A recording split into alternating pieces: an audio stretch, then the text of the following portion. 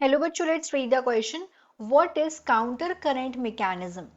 Discuss its role in loop of Henle. Question में बोला जा रहा है कि काउंटर करंट मैकेनिज्म क्या होता है और हमें इसका रोल डिस्कस करना है लूप ऑफ हेनली में। तो सबसे पहले हम देखते हैं अपना की कंसेप्ट। हमारा की कंसेप्ट है, की concept of this question is counter current mechanism. Counter current mechanism. तो सबसे पहले हम इसको समझते हैं। काउंटर करंट मैकेनिज्म क्या होता है? ये बेसिकली इसका एक नाम और इसको जिसको काउंटर करंट मल्टीप्लायर भी बोलते हैं। इसको यूज किया जाता है यूरिन को कॉन्सेंट्रेट करने के लिए। कॉन्सेंट्रेट ऑफ यूरिन, यूरिन को कॉन्सेंट्रेट करने के लिए काउंटर करंट मैकेनिज्म यूज होता है। अब यूरिन को कॉन्सेंट्रेट करने की क्या जरूरत है? जैसे यूरिन को कॉन्सेंट्रेट करने की जरूरत है जिससे वाटर का कंजर्वेशन हो सके। अब ये यूरिन का कॉन्सेंट्रेशन जो है वो कहाँ होता है? तो ये सारा का सारा जो मैकेनिज्म है ये होता है किडनी में, और किडनी की भी होती है फंक्शनल यूनिट, उनको बोलते हैं नेफ्रॉन्स।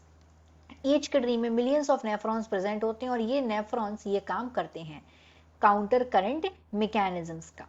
तो ये प्रेजेंट है, बात कर रहे हैं ह्यूमन एक्सक्रीटरी सिस्टम की। तो ह्यूमन के नेफ्रॉन क्या करते हैं? ये फॉर्म करते हैं कॉन्सेंट्रेटेड यूरिन।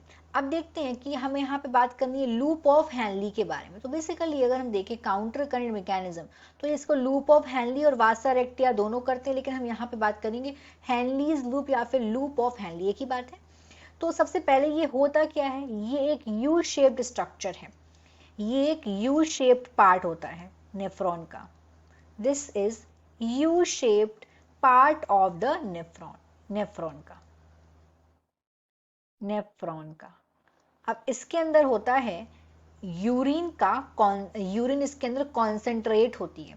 तो होता क्या है, जो ब्लड है वो फ्लो होता है इन दो लिम्स में। इन दो लिम्स जो ये जो लूप ऑफ हेनली है, यहाँ पे ब्लड फ्लो होता है अपोजिट डायरेक्शन में। यहाँ पे जो है ब्लड का फ्लो होता है, और ये जो ब्लड का यहाँ पे फ्लो हो रहा है, ये फ्लो हो रहा है अपोजिट डायरेक्शन में। अपोजिट डायरेक्शन में, और अपोजिट डायरेक्शन में यहाँ पे फ्लो होने की वजह से क्या होगा? जब अपोजिट डायरेक्शन में फ्लो होंगे तो इसकी वजह से काउंटर करंट राइज होगा। इसकी वजह से होगा counter current rise. Counter current इसकी वजह से होंगे राइज। तो जो वासा रेक्टा होता है, ये क्या है? ये एफेरेंट आर्टरियोज है जो फॉर्म करती हैं कैपिलरी नेटवर्क ट्यूब्यूल के अराउंड रीनल मेडुला के अंदर। लेकिन हमें बात करनी है किसके बारे में यहाँ पे? हेनलीज लूप के बारे में। तो ये एक यू शेप स्ट्रक्चर है, यहाँ पे ब्लड फ्लो हो रहा है अपोजिट डायरेक्शन में इसकी दोनों लिम्स में। अब क्या होता है, इसकी वजह से जो ब्लड है वो एंटर कर जाता है। ब्लड फिर एंटर कर जाता है, ब्लड एंटर कर जा रहा है रीनल मेडुला में। ब्लड एंटर कर जाता है रीनल मेडुला में।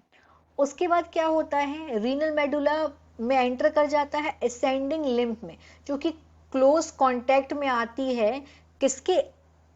डिसेंडिंग लिम्फ क्लोज कांटेक्ट में आती है असेंडिंग लिम्फ के। तो जो ऑस्मोलैरिटी है वो इंक्रीज हो जाती है इनर मेडुला में। यहाँ पे इनर मेडुला में क्या हो गई है? यहाँ पे ऑस्मोलैरिटी इंक्रीज हो गई है। ऑस्मोलैरिटी यहाँ पे इंक्रीज हो जाती है, और ऑस्मोलैरिटी के इंक्रीज होने की वजह क्या है? Counter current.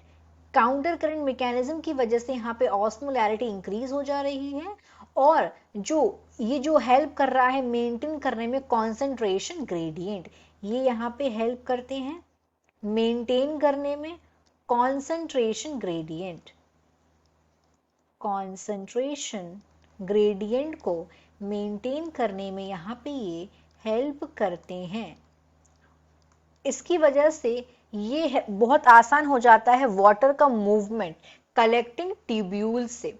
और जो ग्रेडियंट है, द ग्रेडियंट क्या है, वो रिजल्ट है किसका, मूवमेंट, वो NaCl का और यूरिया का, NaCl एंड यूरिया। तो इस तरीके से काउंटर करंट मैकेनिज्म होता है किसमें, हेनलीज लूप में।